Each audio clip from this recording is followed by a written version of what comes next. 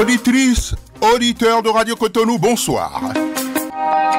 Parmi les nombreuses pathologies redoutables qui défraient la chronique tous les jours sur la planète Terre, le diabète se positionne incontestablement dans le peloton de tête.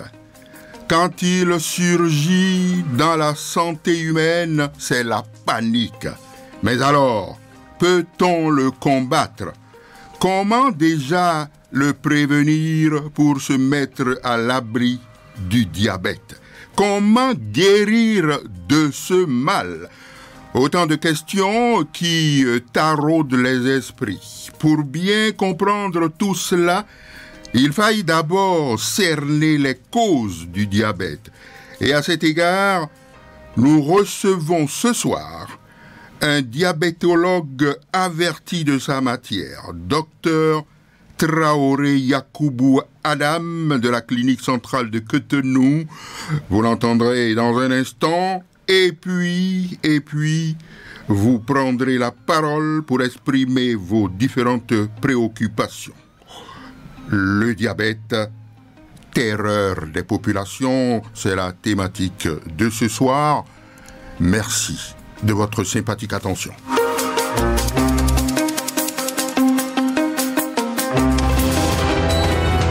Parole du spécialiste. Mesdames, Messieurs, bonsoir et bienvenue sur la 94.3. Eh bien, Docteur Traoré, bonsoir. Bonsoir, Monsieur René. Et bienvenue, bien sûr, dans notre studio. Voilà, eh bien, c'est tout le plaisir pour nous et tout l'honneur, je pourrais même dire. Plaisir partagé. Parce que je sais que vous êtes un éminent diabétologue, assez connu quand même sur la place. Merci. Alors, nous allons entrer dans le vif du sujet. Est-ce que déjà, on peut remplir les formalités d'usage, à savoir les présentations? On va se présenter, votre parcours, vos expériences dans votre domaine. On va commencer par là. Merci, René. Déjà, je m'appelle Dr Traoré Yacoubou Adam. Je suis médecin interniste spécialisé dans la prise en charge du diabète, donc diabétologue. Alors, je détiens mon diplôme depuis déjà une dizaine d'années, où j'exerce depuis ce temps à la clinique centrale de Cotonou. Voilà. Oui, absolument. Alors, vous avez assez d'expérience, je suppose, puisque je ne sache pas que ce soit seulement à la clinique centrale de Cotonou que vous officiez, je suppose. Bon, il faut dire que je n'ai pas officié uniquement à la clinique centrale de Cotonou dès mes débuts. Oui. J'ai roulé un peu ma bosse, mais finalement, au bout d'un temps, je me suis consacré exclusivement à la clinique centrale. Bien sûr. Très bien. Alors, le diabète, comment définissez-vous cette maladie et combien de diabète existe-t-il? Pour ne pas dire combien de types de diabète existe-t-il? Très bien. On va définir d'abord. Oui. Alors, pour définir le diabète, je dirais que c'est une maladie chronique, évolutive, qui est due à une anomalie du métabolisme de l'organisme. Alors, cette anomalie est liée en fait à deux situations.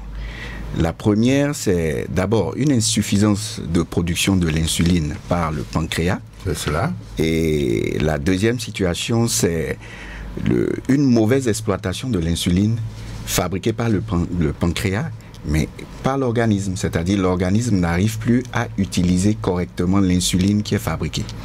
Alors, ces deux situations vont conduire indéniablement à une accumulation donc, du sucre dans le sang, et c'est ça que nous appelons hyperglycémie.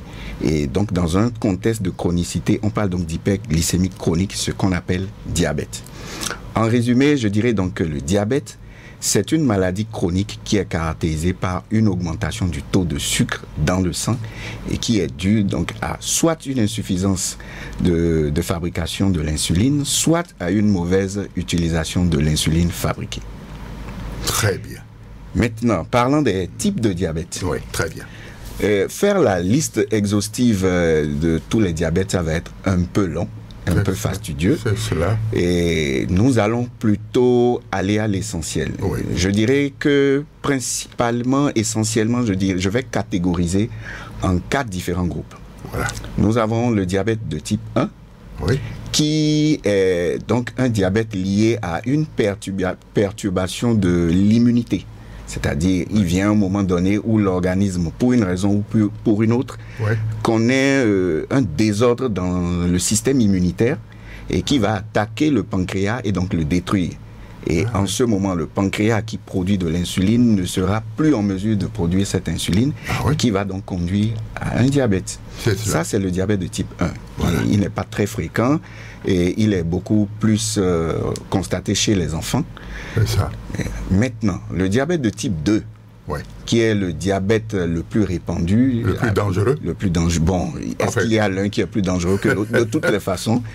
Et c'est le plus fréquent. Voilà. Il représente 90 à 95% de tous les diabètes. Donc c'est le plus répandu. Et celui-là, il est plutôt dû à ce qu'on appelle une résistance à l'insuline. Donc l'organisme, à un moment donné, n'arrive plus à utiliser correctement l'insuline que le pancréas a produite. Et donc c'est ça qu'on appelle diabète de type 2. On va en arriver tout à l'heure à ces facteurs de risque. Voilà. La troisième catégorie, donc le troisième type de diabète, c'est le diabète gestationnel qui survient chez les femmes enceintes et qui va disparaître à la fin de la grossesse. Ça, c'est le troisième type de diabète. Et la quatrième catégorie, c'est les autres types de diabète qu'on peut appeler des diabètes spécifiques qui sont liés à des situations données ou à des maladies données. C'est par exemple certains médicaments consommés sur une certaine durée peuvent entraîner un diabète. On appelle ça le diabète médicamenteux. C'est l'exemple de la prise des corticoïdes. On peut également parler des maladies du pancréas. Quand je prends l'inflammation du pancréas, qu'on appelle pancréatite, elle peut conduire à un diabète. Et je prends le cancer du pancréas également, qui peut également conduire à un diabète. Donc voilà quelques exemples de diabète spécifiques que je peux citer. Très bien. Alors, je suis tenté donc d'aller dans les causes. D'aller dans les causes parce que, bon, on a cité 4 types de diabète. Bon, et on a dit le plus fréquent, c'est le diabète du type 2. Est-ce que, docteur, on peut déjà tenter de parler des causes de chaque type de diabète? C'est vrai que c'est surtout le type 2 qui intéresse la plupart des humains. Bon, alors, les causes. D'accord. Et puis après, on parlera des symptômes. Et puis après, les manifestations quand le mal est déjà là. D'accord. Alors, les causes. Et le diabète de type 2 étant le diabète le plus répandu, je vais beaucoup plus m'appesantir sur le diabète de type 2. En réalité, je ne dirais pas que le diabète de type 2 a une cause, mais je dirais plutôt des facteurs de risque. Nous allons beaucoup plus parler de facteurs de risque que de causes. Ça, c'est pour le diabète de type 2. C'est ça. Alors, quels sont les facteurs de risque du diabète de type 2 ?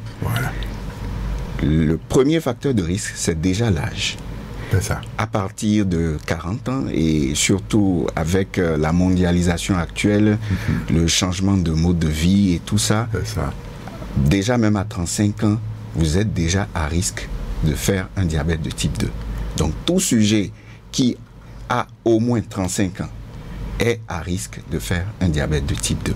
Il suffit pas forcément, il faut pas forcément aller chercher les antécédents familiaux parce que le commun se dit tout de suite, ah mais mon père n'est pas diabétique, ma mère, personne n'a le diabète, mais je ne sais pas d'où je sors cette maladie. Mais est-ce que vous avez au moins 35 ans? C'est ça. Si oui, vous êtes à risque de faire un diabète. Le deuxième facteur de risque, qui est un facteur de risque majeur de faire le diabète, c'est le surpoids et l'obésité. Alors, qu'est-ce qu'on appelle surpoids? Qu'est-ce qu'on appelle obésité? Très bien. C'est deux situations qui vont l'un vers l'autre, l'une vers l'autre. C'est une augmentation du poids par rapport à la taille. On parle d'indice de masse corporelle. Voilà. Lorsque vous avez un indice de masse corporelle supérieur à 25, vous êtes en surpoids. Et lorsque vous franchissez la barre de 30, vous êtes déjà obèse. Et je dirais obèse modérée jusqu'à 35. À partir de 35, on parlera d'obésité sévère. Et au-delà de 40, on parlera d'obésité morbide. Ça, c'est l'étape extrême de l'obésité. Alors, donc, à partir donc, du surpoids, vous êtes à risque de faire un diabète de type 2. Je vais peut-être définir ce qu'on appelle l'indice de masse corporelle pour que tout le monde puisse comprendre. Voilà. En fait, l'indice de masse corporelle, c'est un indice qui permet d'évaluer la corpulence de l'être humain. C'est cela. Et il prend en compte deux paramètres qui sont le poids et la taille. Voilà. Chaque individu, en fonction de sa taille, doit avoir un poids limite. Et c'est ça qui permet de définir l'indice de masse corporelle. Il est normal lorsqu'il est compris de façon générale entre 20 et 25, mais dès qu'il franchit la barre de 25, on parle de surpoids, et comme je l'ai dit tantôt. Maintenant, comment on calcule l'indice de masse corporelle? J'allais y venir. Voilà. Vous prenez votre poids en kilogrammes, que vous divisez par votre taille en mètres carrés, votre taille en mètres au carré. Au carré. Donc, je donne un exemple simple. Je pèse 70 kilos pour une taille de 1,72 m. Pour calculer mon indice de masse corporelle, je fais les 70 kilos divisé par 1,72 au carré. Ça devrait me donner 23,66 pour les données que je propose. Voilà. Donc, chacun peut aller calculer son indice de masse corporelle et donc déterminer la fourchette dans laquelle il est. Est-ce qu'il a un indice de masse corporelle normal ou est-ce qu'il est en surpoids? Est-ce qu'il est obèse modéré? Est-ce qu'il est obèse sévère? Est-ce qu'il est obèse morbide en fonction des limites que j'ai données tantôt? Voilà. C'est ça. Le troisième facteur de risque du diabète de type 2, c'est la sédentarité. Et qu'est-ce que j'appelle sédentarité? La sédentarité, c'est le fait de ne pas bouger. Pour être terre à terre, le fait de ne pas bouger. Je vais donner juste des exemples pour que tout le monde comprenne. Il y a par exemple des situations, des activités professionnelles qui sont sédentaires. Bien sûr. Les travaux de bureau, une secrétaire, une caissière, ou un informaticien qui est tout le temps assis sur son ordinateur, la couturière qui est tout le temps assise sur sa machine, le conducteur de véhicule qui est tout le temps au volant de son véhicule, mais qui ne bouge pas. Ce n'est pas des gens qui marchent, qui vont et qui viennent. C'est ça qu'on appelle la sédentarité. Le fait de ne pas bouger, donc, est un facteur de risque de développer le diabète de type 2. C'est cela. Alors, le quatrième facteur, je crois bien, si ma liste est bonne, bien sûr. c'est les antécédents familiaux. J'en viens là. Et la présence du diabète dans la famille. Est-ce que papa est diabétique? Est-ce que maman est diabétique? Est-ce que j'ai une sœur, une tante qui a fait du diabète? Je suis à risque de faire le diabète. Donc, la présence de diabète dans la famille constitue également un facteur de risque de faire le diabète de type 2. En dehors des antécédents familiaux, il y a également des maladies.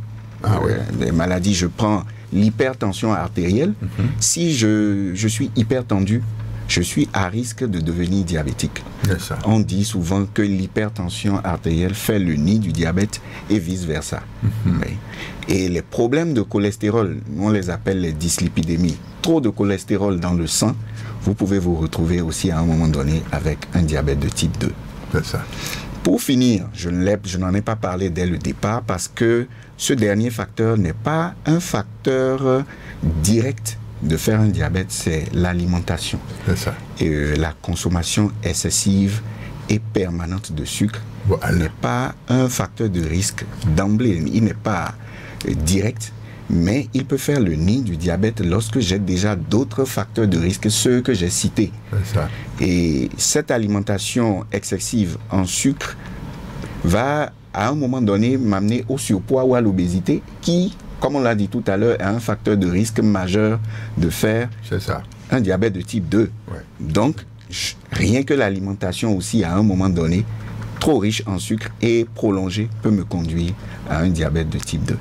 Donc voilà, de façon ramassée, les facteurs de risque qui peuvent nous conduire à un diabète de type 2. On dit que quand on prend, je ne vais pas citer de marque de sucreries, ceux qui prennent des sucreries tout le temps et tout, je crois qu'ils sont exposés aussi. Bien sûr, c'est ce que j'appelle d'ailleurs alimentation excessive, une consommation excessive en sucre. Bon, enfin, quand on va arriver dans la rubrique des conseils, je crois qu'on va y arriver. Alors, je voudrais vous prier de revenir sur la question du surpoids et de l'obésité. Parce que nous avons fait des calculs tout à l'heure, et c'est pour, on va répéter, pour permettre aux auditeurs de faire l'exercice eux-mêmes pour voir leur état, leur statut actuel, et s'il faut courir quelque part rapidement pour tenter une correction, ils vont le faire. Alors, est-ce que vous pouvez revenir dessus? Le calcul, ça se fait comment? Très bien. Reprenez le même exemple. Alors, le calcul de l'indice de masse corporelle est très simple, n'est pas du tout compliqué. Qui peut le faire? Il suffit juste de connaître son poids et sa taille. C'est aussi simple que ça. C'est ça. Alors, vous prenez votre poids en kilogrammes. D'accord? Moi, je prends mon exemple, 70 kilos pour une taille de 1m72. Voilà. Alors, je fais 70 kilos. 70 divisé par 1,72 au carré. Au carré, là, c'est quoi? Bon, ça fait 1,72 fois 1,72. Voilà, au carré. Voilà. Bon, donc, c'est si simple que ça. C'est aussi simple. Voilà. Et je vais trouver une valeur. Voilà. Cette valeur, je vais alors vérifier la fourchette dans laquelle je me trouve. C'est ça. D'accord? Alors, je vais reprendre. Lorsque je me retrouve entre 20 et 25, j'ai un indice de masse corporelle normal. Voilà. Lorsque je suis entre 25 et 30, je suis en surpoids. C'est ça.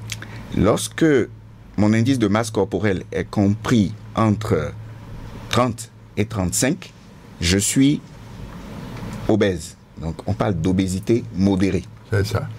Entre 35 et 40, je suis obèse sévère, donc obésité sévère. Et au-delà de 40, c'est l'obésité morbide. Voilà. Ça fait peur, hein? Bon. Docteur. Oui, allez-y toujours. Donc, voilà comment chacun peut alors déterminer, peut se caractériser, vérifier, et en fonction de ça, savoir s'il a un poids normal, ou s'il est en surpoids, ou s'il est obèse. Et s'il est obèse, est-ce qu'il est dans un contexte d'obésité modérée, ou sévère, ou morbide? Il peut le déterminer. C'est ça. Ouais. Alors, donc, je crois qu'avec tout ce que vous venez de dire, est-ce qu'il y a encore lieu de parler des symptômes? Bien sûr. Il y a des symptômes, il y a les manifestations. Bien sûr. Quand le diabète est déjà là, comment ça se manifeste dans le corps et autres? Mais avant cela, les symptômes. Très bien.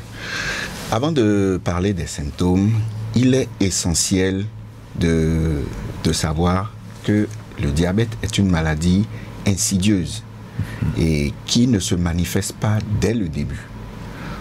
On nous dit en général, lorsqu'on vous diagnostique le diabète, vous devez savoir que vous avez déjà au moins 5 à 10 ans de diabète en arrière non diagnostiqué. Donc à partir du jour où vous franchissez la barre, où vous vous retrouvez dans un état diabétique, ça n'a pas commencé le jour-là, ni la veille, ça a commencé au moins 5 ans, voire 10 ans en arrière. C'est juste que, étant une maladie insidieuse, elle passe inaperçue. C'est ça.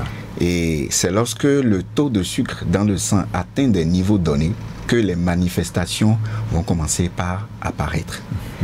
Alors, quelles sont ces manifestations ou symptômes? L'un ou l'autre, c'est pas différent. Le symptôme le plus connu, c'est d'abord les urines trop fréquentes. Vous commencez par uriner anormalement, c'est-à-dire vous commencez par uriner plus que d'habitude, surtout la nuit. D'habitude, vous vous levez 1 fois ou 2 fois pour uriner, mais du coup, vous vous levez 3, 4, 5, 6 fois pour aller uriner.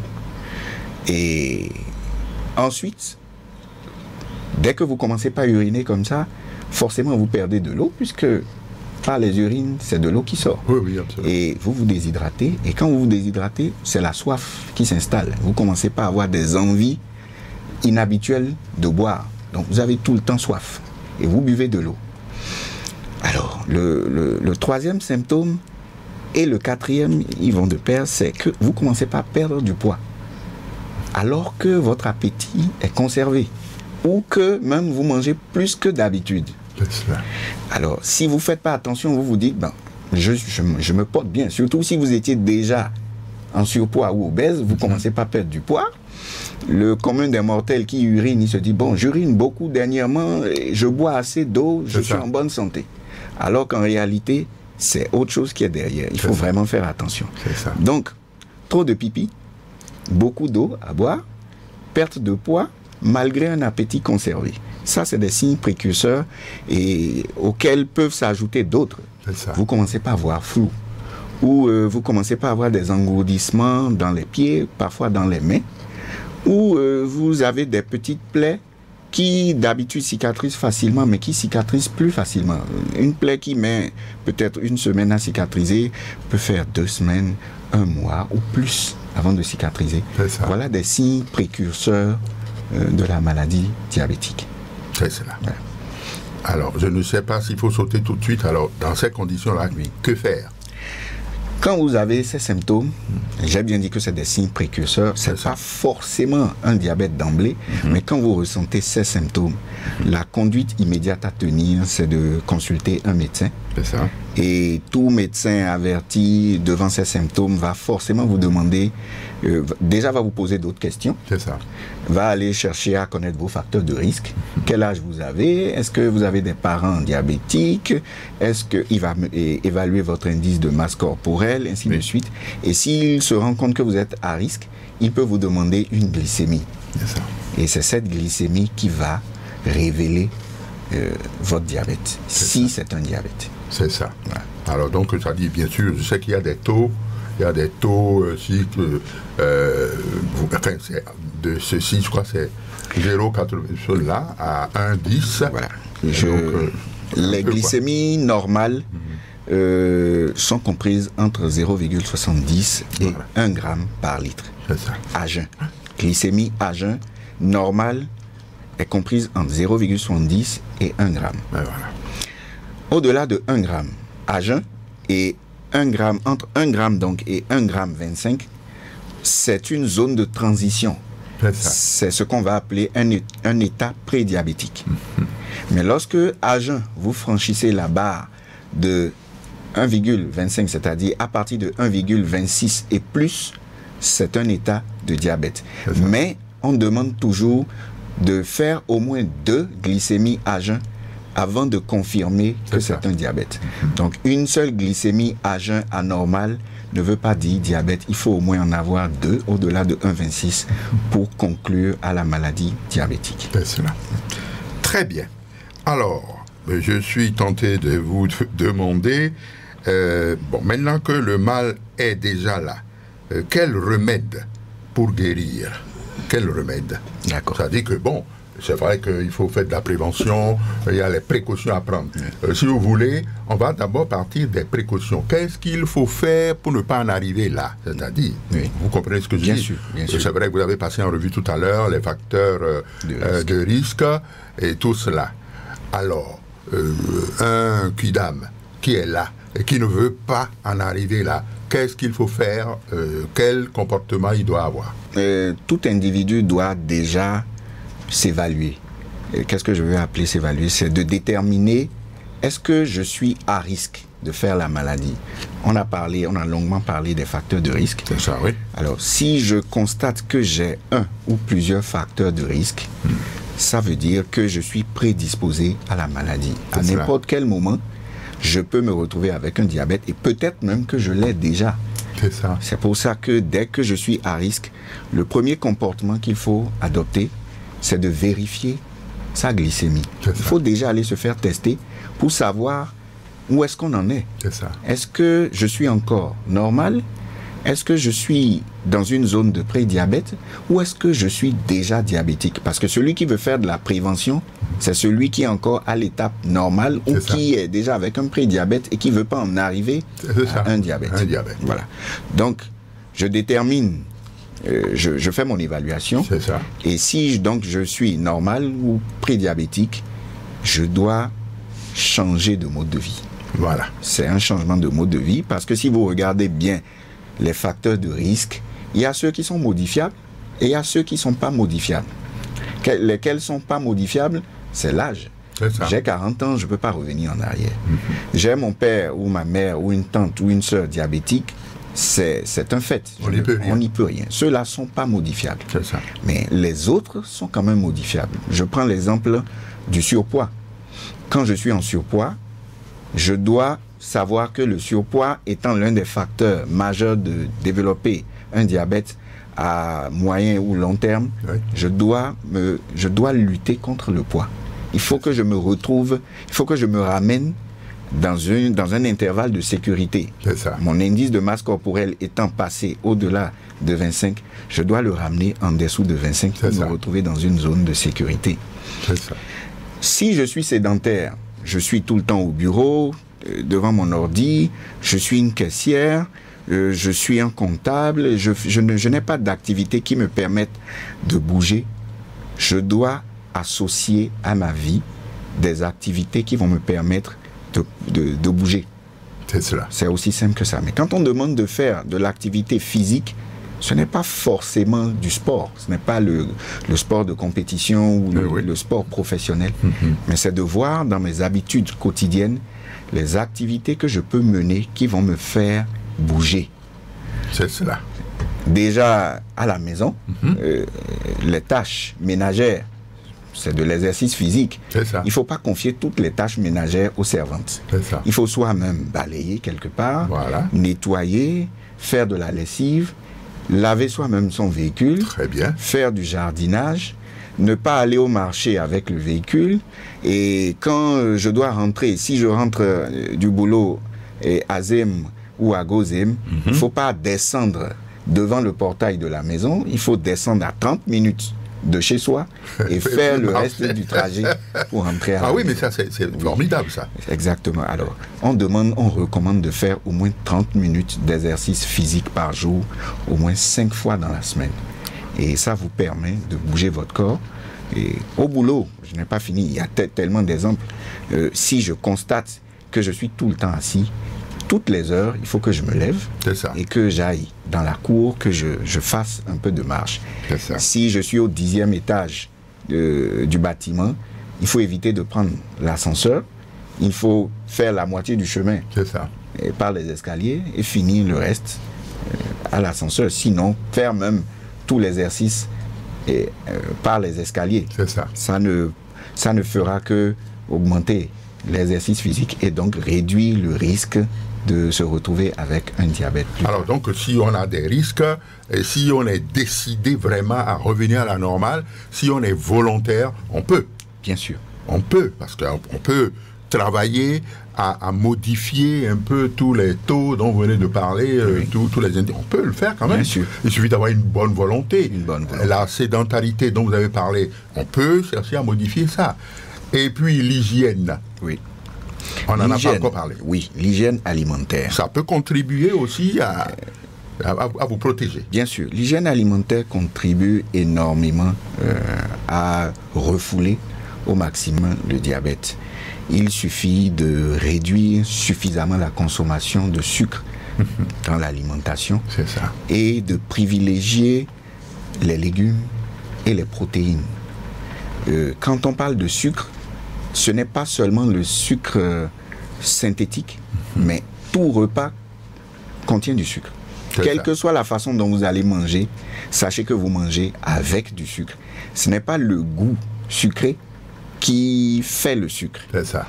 Vous avez mangé une sauce légumes, une sauce Beaumont avec du poisson fumé et de la pâte, que ce soit de la pâte blanche, pâte de maïs, ou pâte de mil, ou pâte de sorgho, bref, des céréales. Les céréales sont les repas qui sont riches en glucides, donc en sucre. Vous n'allez pas constater le goût sucré, mais il y a quand même du sucre dedans contenu dans l'amidon. Donc, c'est de réduire les portions d'accompagnement. On va en venir là. Qu'est-ce qu'on appelle accompagnement? Qu'est-ce qu'on appelle repas? On en viendra où j'en parle en même temps.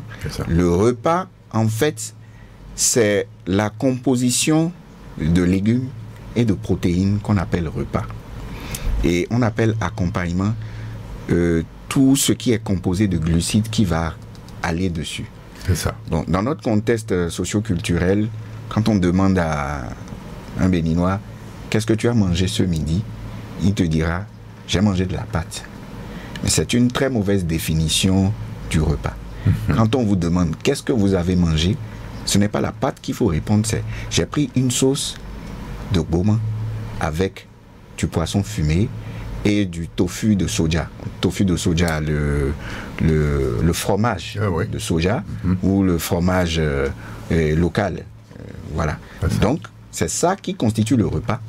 Et l'accompagnement va constituer donc en la pâte que vous avez mangée, ou si c'est l'acassa, ou si c'est le riz, ou si c'est la pomme de terre, ou si c'est l'igname, quelle que soit la forme d'igname bouilli ou pilé, voilà les accompagnements. C'est ça. Alors ces accompagnements sont ceux qui sont riches en glucides, c'est eux qui ont le fort index glycémique, c'est-à-dire le pouvoir, la masse de sucre se retrouve dans ces accompagnements. Donc ce sont ces accompagnements qu'il faut réduire. On ne demande pas de les exclure, c'est ça, parce qu'on a forcément besoin de sucre, le sucre étant le carburant de l'organisme, mais il faut juste ne pas en abuser. C'est ça, absolument. Quand vous prenez un repas, contentez-vous d'une portion d'accompagnement. C'est ça. Nous appelons portion d'accompagnement. Oui, portion d'accompagnement. Oui. C'est, comme j'ai dit tantôt, de la pâte. La pâte, mais, par exemple. Du riz. Conditionnée dans les plastiques des bonnes dames. C'est ça. D'accord. Ces plastiques-là sont définis comme une portion. C'est ça. Il faut se contenter d'une portion d'accompagnement et privilégier maintenant les légumes et les protéines qui ont un index glycémique moindre. Ce qui est certain, docteur Traoré, nous allons ouvrir maintenant la ligne aux auditeurs parce qu'ils s'impatientent déjà, mais ce qui est sûr, tout ce que vous êtes en train de dire est très important et c'est ce qui justifie déjà le petit contrat que je veux passer avec vous pour que vous reveniez encore ici. Ça peut être dans 3 semaines, parce que je crois que la semaine prochaine, on a déjà un médecin, et puis la semaine qui va suivre, on a aussi un autre médecin. Mais je vais vous prier de revenir encore ici, je vais vous dire quand ça peut être dans 1 mois, pour que vous reveniez un peu sur tout ça, parce que c'est fondamental. Vous savez, dans nos pays, le diabète, c'est vraiment la terreur des populations. Vous êtes d'accord avec moi? Bien sûr. Donc, je crois qu'il y a encore beaucoup de choses que vous allez dire, mais pour l'instant, on va permettre aux auditeurs d'exprimer déjà leurs préoccupations, quitte à vous retrouver par la suite.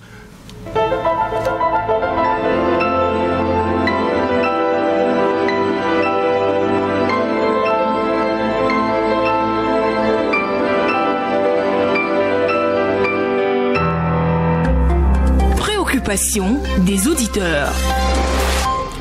Bonsoir, premier auditeur de cette émission. Oui, bonsoir monsieur René Béra. Comment allez-vous mon cher ami? Ça va très bien. Voilà. Je vous écoute. Fabi. Ah, Bernardin Fabi. Oui, voilà. Oui. Bon, je vous remercie beaucoup par rapport au sujet du jour, au thème du jour. Je remercie beaucoup aussi le docteur pour le déplacement qu'il a effectué pour pouvoir aider la population. Merci. Oui. Et moi, mon souci, tout d'abord, le problème de diabète, c'est un problème qui fait peur à tout le monde, comme vous l'avez dit tout à l'heure. Bien sûr. Et le problème dedans, oui. Vous avez évoqué le problème de famille par rapport au diabète. Si le père n'est pas diabétique, la mère aussi n'est pas diabétique, et que c'est l'enfant qui a le diabète, est-ce que, après avoir fait ses enfants et qu'il est tombé malade du diabète, est-ce qu'on peut dire que c'est héréditaire ou bien c'est par sa bouche qu'il a contracté ce problème-là? Vous pouvez reprendre un peu, s'il vous plaît, M. Bernardin. Si le père n'est pas diabétique, la mère n'est pas diabétique, c'est l'enfant qui est diabétique. Il a fini de faire ses enfants.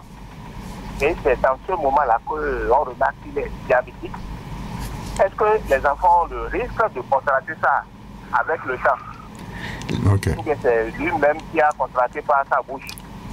Je crois que le docteur a compris un peu là. D'accord. Donc, Voilà. est-ce que l'enfant devient diabétique à un moment donné, si j'ai bien compris, alors que le père et la mère ne l'étaient pas?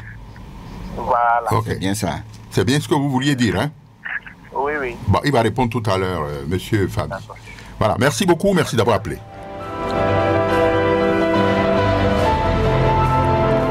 Un deuxième auditeur au bout du fil. Allô, bonsoir.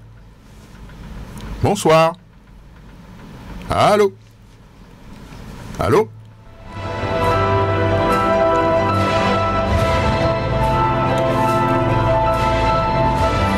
Le deuxième auditeur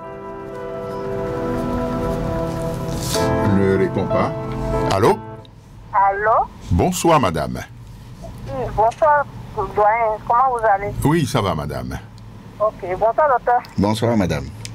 Oui, c'est madame Lucie Daoui à l'appareil. Ah, monsieur Lucille Daoui, c'est ça, hein? Oui, oui, madame Lucie. Très bien. Lucie, oui. Oui. Bon, je remercie vraiment le docteur pour avoir donné plus d'explications par rapport au diabète du type 2. Par exemple, moi, père, mère n'en ont pas.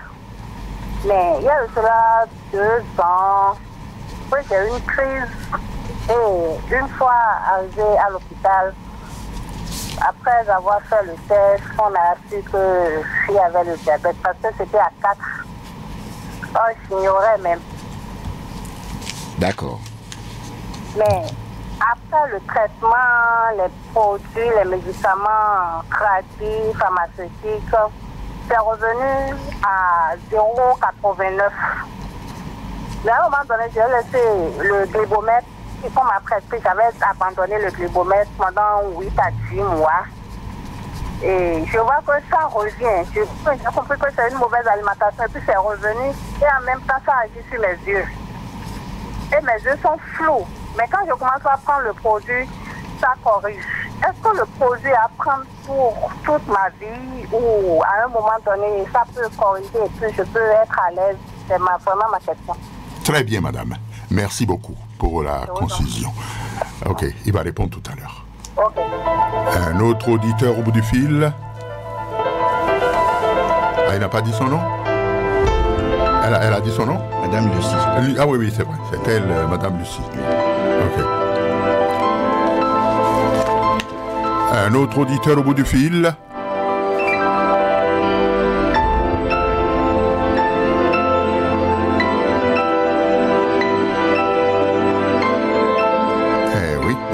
Alors, donc, dans ces conditions, on va te demander au docteur déjà de commencer à répondre pour qu'on gagne du temps. Voilà, docteur, c'est à vous. Merci. Alors, monsieur Bernardin, Fabi, oui.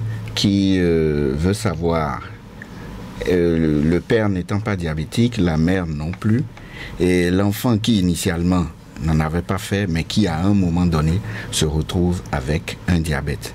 Est-ce que c'est lui-même qui l'a contracté à un moment donné ou est-ce que c'est un problème d'hérédité? C'est ça. Si j'ai bien compris sa question, c'est là. Alors, je vais revenir donc à ce que nous avons défini comme facteur de risque. Il est très important de retourner à cette étape parce que c'est là-bas que vous allez identifier la source probable du problème. Très bien. J'avais dit tantôt, quand on en parlait, que ce n'est pas parce que vous n'avez pas retrouvé d'antécédents de diabète dans la famille que vous n'êtes pas à risque de faire un diabète. Est-ce que vous avez au moins 35 voire 40 ans? Vous êtes à risque. Est-ce que vous êtes en surpoids ou vous êtes déjà obèse? Vous êtes à risque. Est-ce que vous êtes hypertendu ou est-ce que vous avez des problèmes de cholestérol? Vous êtes à risque de faire un diabète. Donc le fait de ne pas avoir d'antécédents en famille n'exclut pas le fait de devenir diabétique. C'est plutôt de faire l'exercice, d'aller rechercher ces facteurs de risque et de faire le point. C'est cela. Deuxième question, je pense que la deuxième question, Madame Lucie également, qui, bon, je ne vais pas lui demander son âge, mais c'est le même exercice qu'il faut déjà faire, puisque son père ni sa mère ne sont pas diabétiques connus, et elle se retrouve il y a 2 ans avec une découverte fortuite de 4 grammes de glycémie suite à un malaise. Et voilà, c'est d'aller vérifier. C'est ça. Quel âge elle avait quand on lui a découvert son diabète? Est-ce qu'elle avait déjà 35 ans? Est-ce qu'elle était sédentaire? Qu'est-ce qu'elle fait comme activité? Est-ce qu'elle était hypertendue associée? Est-ce qu'elle est en surpoids? Ainsi de suite. Il faut qu'elle aille aussi faire l'exercice de déterminer ces facteurs de risque qui vont justifier la survenue de son diabète à un moment donné. C'est ça. Alors, Madame Lucie, à la découverte de son diabète, a été prise en charge. On lui a proposé un médicament qui est le Glibomètre, qu'elle a pris avec un traitement traditionnel sur une certaine durée de temps. Et elle a constaté qu'après avoir abandonné, ses glycémies se sont remis à monter. Et à ça s'est associé un des symptômes que j'avais cité tout à l'heure, la vision floue. C'est tout à fait normal. Le diabète, comme je l'ai dit dans la définition, est une maladie chronique. Qu'est-ce que ça veut dire? À partir du moment où on me découvre mon diabète, je suis diabétique et je serai diabétique à vie. Ça ne veut pas dire que je ne serai pas équilibré. Je peux équilibrer mon diabète, mais je suis diabétique et je resterai diabétique. Ce qu'il faut savoir, c'est que, étant une maladie chronique, le mot guérir est difficile à utiliser ici. On ne va pas utiliser le mot guérir, parce que quand on dit je suis guéri d'une maladie, c'est que dès que j'ai fini un traitement, cette maladie s'en est allée et ne va pas revenir. C'est ça. Mais ici, le fait d'avoir pris les médicaments ont stabilisé sa glycémie. Ça ne veut pas dire qu'elle est guérie. Ça veut juste dire qu'elle a stabilisé son diabète et qu'elle devrait plutôt poursuivre son traitement et non l'arrêter. Il peut arriver des moments dans la prise en charge du diabète où on diminue même les médicaments et on peut même en arriver à suspendre le traitement. Mais la suspension du traitement ne veut pas dire que vous êtes guéri et que vous ne continuez pas vos contrôles. Vous devez toujours vous rendre à l'hôpital tous les trimestres, doser votre glycémie pour vous assurer que l'état où vous en êtes vous permet de continuer à rester sans traitement ou de continuer à rester avec la dose de médicaments qu'on vous a prescrite. C'est ça. Voilà. J'espère avoir répondu. Oui, à toutes les questions pour cette première série. On va donc ouvrir à nouveau l'éventail aux autres auditeurs désireux d'exprimer préoccupation.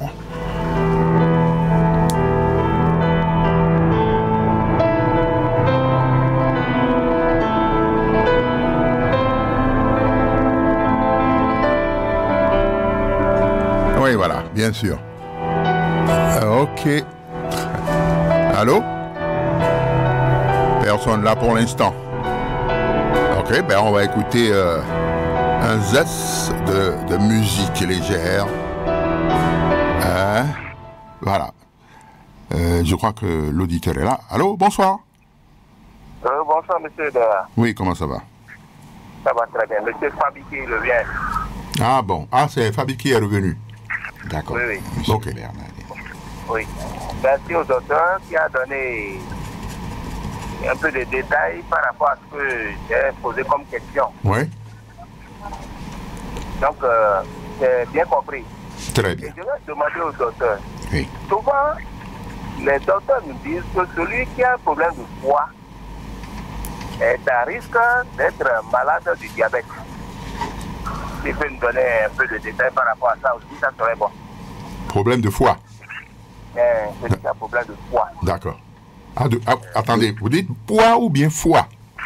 Le foie. D'accord. Foie, l'organe. L'organe. Foie. Pas le surpoids, mais le foie. D'accord. Le Ok. foie. Quand on mange, on ne disait pas Voilà. qu'on est à risque d'être diabétique. D'accord. D'accord. Ok. Merci.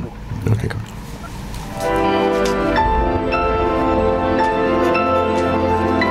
Je crois que dans tout ça, docteur, les nutritionnistes aussi ont leur partition à jouer. Un grand rôle à jouer. Ah oui, parce qu'ils doivent dire, il faut plus manger ceci, il faut manger ça. Les excès et tout. Donc, c'est fondamental aussi. Hein? Bien sûr. La nutrition constitue l'un des critères de prise en charge majeurs. C'est ça. Parce que dès qu'on dit à un sujet qu'il est diabétique, la toute première question qui se pose, parce que tout le monde est convaincu que c'est l'alimentation qui est à l'origine du diabète. Tout le monde se demande, mais qu'est-ce que je vais manger? Donc, cette question revient 9 fois sur 10. Oui, c'est sûr. Qu'est-ce que je vais manger? Alors, nous, en tant que diabétologues, nous leur donnons les grandes lignes de la nutrition. Et ce qu'il faut retenir, c'est d'éviter déjà les régimes drastiques. Il ne sert à rien de se refuser définitivement de manger une chose. Non, ce n'est pas du tout ça. Mais c'est d'apprendre à calculer les calories qui sont contenues dans le repas. C'est ça. C'est le travail le plus important à faire. Si vous aimez l'igname pilé, vous n'allez pas vous empêcher de manger l'igname pilé à vie. Mais vous savez que l'igname contient une forte portion d'amidon. Et donc, en voulant manger l'igname pilé, vous réduisez la portion d'igname pilé que vous mangez et vous augmentez votre ration de légumes et de protéines déçues. C'est ça. Ouais. Vous aimez manger du riz. Il ne sert à rien de supprimer définitivement le riz de l'alimentation, mais c'est de savoir comment manger le riz pour que cette alimentation ne soit pas péjorative sur vos glycémies. Il ne sert à rien de supprimer définitivement des choses. C'est vrai, on parle de sucre. Il ne faut pas aller faire des ajouts de sucre dans les repas. Vous voulez prendre un thé, il ne sert à rien d'aller ajouter encore du sucre. Vous voulez prendre... vous voulez sortir manger, les fast-food, c'est des repas qui sont bourrés de sucre. Il faut éviter ce genre d'alimentation et privilégier beaucoup plus les légumes et les protéines. Absolument. Vous voulez manger de la viande, parce que d'autres aussi disent je suis diabétique, je ne mange plus de viande. Non, ce n'est pas de ne pas manger du tout de viande, c'est déjà de savoir choisir quelle viande manger. On dit de préférer les viandes maigres comme de la volaille, du lapin. Ces viandes-là sont très pauvres en graisse et en sucre et donc ne vont pas avoir une incidence péjorative sur vos glycémies. C'est les viandes rouges qui sont dangereuses. Les viandes rouges, ça c'est un autre contexte, ça c'est les hyperuricémies et autres que les viandes rouges vont amener. Mais c'est vrai que les viandes rouges aussi, bon, quand je prends le bœuf et qu'on sort, c'est des viandes qui ont quand même une portion de graisse, c'est-à-dire de gras, et qui va venir augmenter votre taux de cholestérol, vous mettre en surpoids et donc faire le nid du diabète, ou si le diabète était là, participer donc à l'aggravation de vos glycémies. Je crois que d'autres auditeurs se signalent. De l'autre côté de la baie vitrée, Ghislain Agbangba qui manège.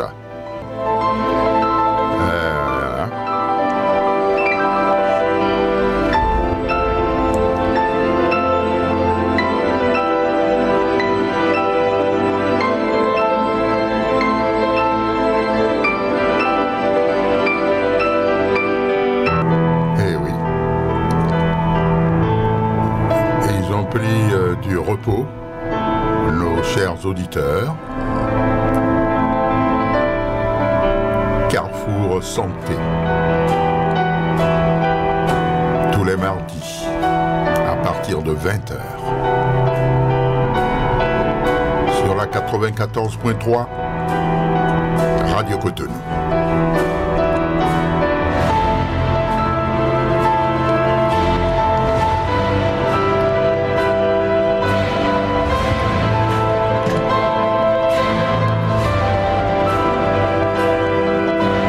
Est-ce que déjà, docteur, en attendant que d'autres auditeurs ne se signalent, nous allons entrer dans les conseils généraux. Je crois que vous avez sûrement des conseils à donner. Je crois que vous avez dit l'essentiel, hein, vous avez dit l'essentiel.